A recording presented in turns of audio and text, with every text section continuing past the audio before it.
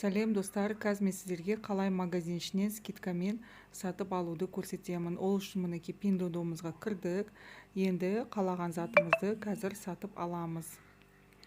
Мысалы, мен осы шорты футболканы сатып алғым келеді. Ішіне кіреміз, одан кейін магазиніміз ішіне өтеміз.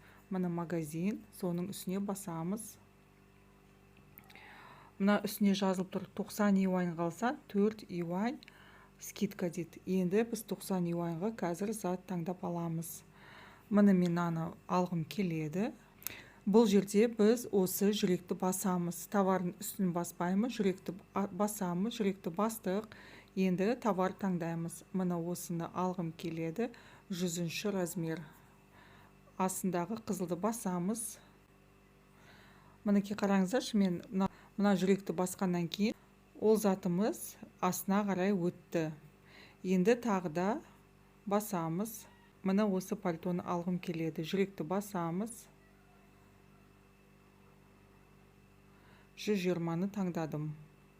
Мына затымды таңдадым. Астына қарай өтті. Енді әрі қарай қызылды басамыз. Қызылды бастық. Мына жерде уже бізге санап 45-та 5 юань, қосу 48-де 8 юань. Одан кейін минус 4 юань алып тастады. Общий бізде 90 юань. Әрі қарай біз қызылды басып, оплатаға өтеміз. Міндетті түрде адрес тексеріңіз. Одан кейін қызыл жүрек басылсын. Бұл бізде Каспи арқылы төлеу. Одан кейін әрі қарай қызылды басамыз, оплатаға кетеміз.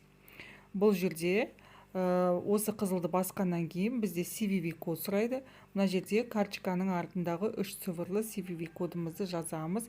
Одан кейін қызылды басамыз. Әрі қарай бізде оплата өтеді. Осылай карточканың ішіне өтіп, магазиннен скидкамен зат сатып алуға болады.